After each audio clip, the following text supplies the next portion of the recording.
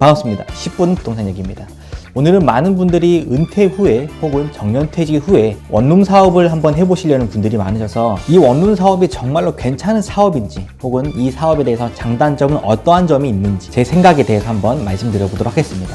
우리가 잘 알듯이 원룸은 적게는 20만원부터 혹은 50만원까지 이 많은 금액을 우리가 달달이 받을 수가 있습니다.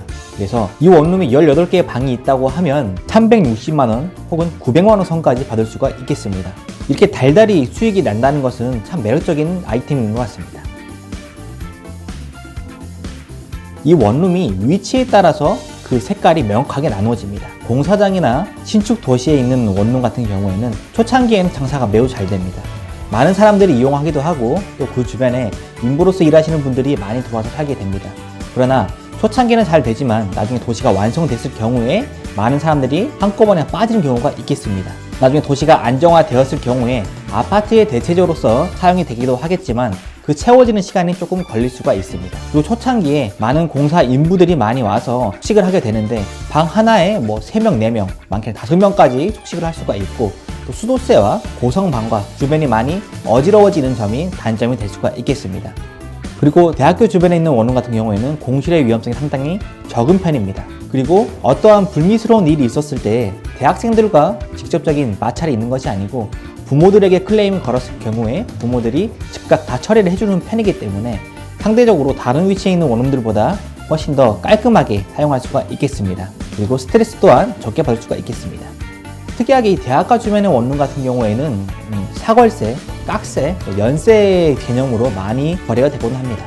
월세로도 받을 수 있긴 하지만 1년 단위로 계약을 하여야 한 학기 마치고 휴학을 한다거나 군대를 간다거나 이러한 일이 있었을 때 사월세로 받아버리면 더 안정적으로 수익을 낼 수가 있겠습니다. 그리고 일반 시가지, 유흥업소 근처에 위치한 원룸 같은 경우에는 옵션이 좋고 신축이면 신축일수록 더 공실 걱정이 없습니다. 그쪽에 종사하시는 분들이 상대적으로 깔끔하고 좋은 옵션의 원룸들을 선호하기 때문입니다. 대신에 월세가 밀린다든지 그리고 월세를 밀렸다가 한꺼번에 내는 경우가 있기 때문에 이 점을 좀 유의하셔야 될 겁니다. 그리고 어느 원룸이나 마찬가지긴 한데 원룸 같은 경우에는 상대적으로 주택의 값어치가 좀 낮은 편입니다. 바꿔 말해보면 자살 사건이라든지 또 범죄에 연루된 사건들이 많이 있을 수가 있습니다.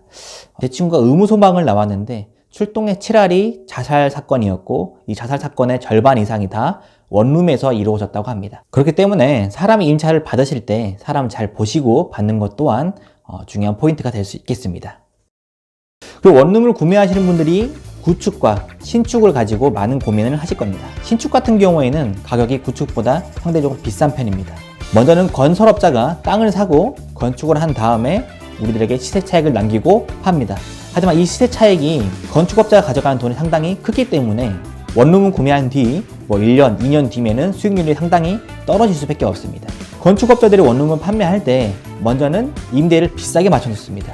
그 주변에 있는 부동산이라든지 아는 사람들을 최대한 원룸을 비싸게 맞춰놓고 판매를 하기 때문에 우리가 느꼈을 때 원룸 가격은 비싸지만 월세가 빵빵하구나, 들어가도 수익률이 괜찮구나 라고 해서 들어갔다가는 좀 고생할 수가 있겠습니다. 주변 시세보다 월등히 월세가 비쌌을 경우에는 한번 의심을 해보셔야 될 겁니다. 시세보다 더 높은 수익률을 보고 샀을 경우에는 나중에 분명 후회하실 수가 있겠습니다. 당장에 1년만 지나도 세입자들이 다 빠져나가는 경험을 하실 수가 있을 겁니다. 그리하여 신축 원룸 같은 경우가 수익률이 15%로 잡혀졌다 라고 했을 경우에 5% 정도는 뻥이다 라고 생각하시면 되겠고, 한 13% 잡혔다 그러면은 한 8%나 7%로 보시는 게 올바른 수익률이겠습니다. 그리고 구축 원룸 같은 경우에는 상대적으로 가격의 거품이 좀 덜한 편입니다. 그리고 실제로 그 원룸에 살고 있는 세입자들이 안정화되어 있는 경우가 상당히 큽니다. 그리하여서 상대적으로 월세는 조금 신축보다 적다라고 아시면 되겠습니다.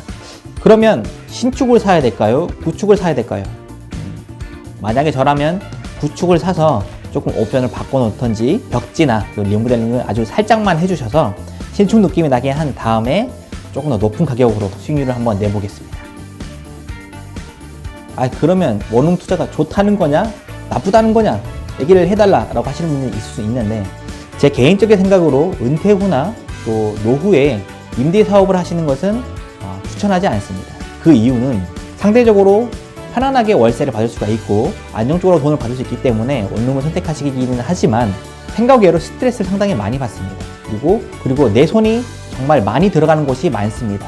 원룸 같은 경우에는 일대 다수와의 싸움입니다.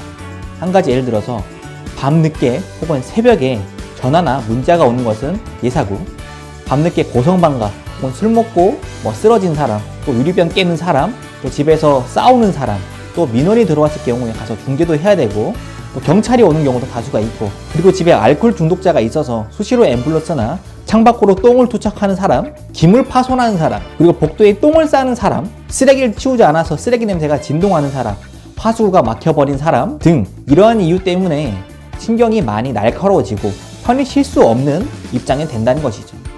편안하게 집에서 쉬면서 관리를 하면서 돈을 벌 수 있다고 생각할 수도 있지만 우리의 생각과 흘러가지 않는 게 바로 이 원룸 사업입니다. 그리고 원룸 미화는 원룸의 월세 가격과 원룸의 가격을 평가하는 중요한 수단이 되기도 하는데, 매일마다 원룸 주변을 청소해야 되고 전단지를 떼야 되고 스티커를 떼야 되고 복도 청소와 주차 관리까지 수시로 해야 됩니다. 복도 청소 같은 경우에는 주 2회, 주 1회 하는 거에 따라서 가격이 몇십만 원, 10만 원대로 끝날 수도 있겠고, 그리고 수도꼭지가 파손돼서 내가 가서 직접 갈지 않으면 다른 사람이 와서 일을 하면은 또 돈이 또 많이 들어가고, 또 형광등이 들어오지 않는다고 해서 형광등도 갈아줘야 되고, 다른 외부 업체 용역을 쓰다 보면은 한도 끝도 없이 돈이 들어가는 게 이 원룸입니다.